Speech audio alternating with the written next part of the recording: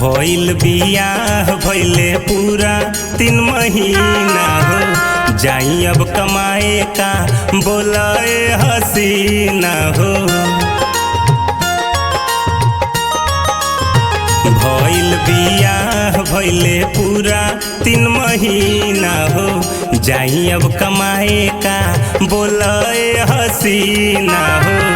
कि बिना पैसा के चली नहीं काम हो, आ जाए तो कमाए धन हो। कि बिना पैसा के चली नहीं काम हो, जाए तो कमाए धन हो।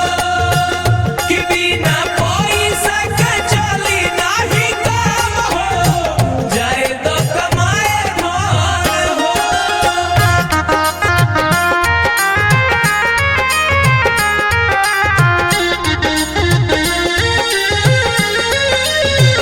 कि बिना पैसा के चली नहीं काम हो, जाए तो कमाए धन हो।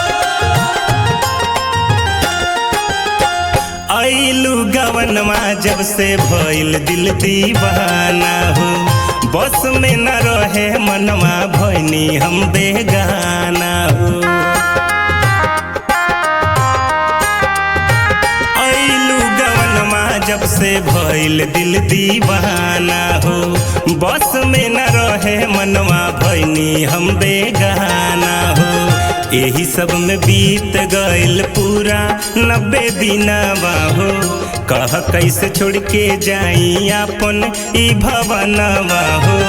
कि घरे बैठल बैठल मिली नहीं दाम हो, आ जाए तो कमाए धन हो। कि बिना पैसा के चली नहीं काम हो, जाए तो कमाए धन हो। कि बिना पैसा के चली नहीं काम हो, जाए तो कमाए धन हो।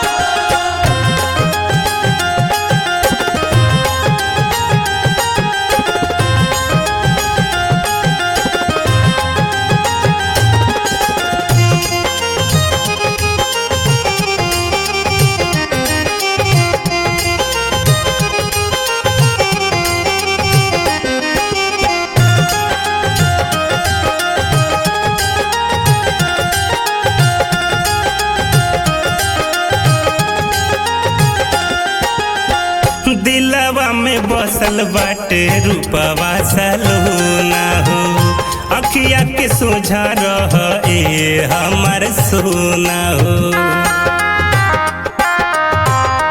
हाँ, दिलवा में बसल बाटे रूपवा सलोना हो, अखिया के सोझा रह ए हमार सोना हो।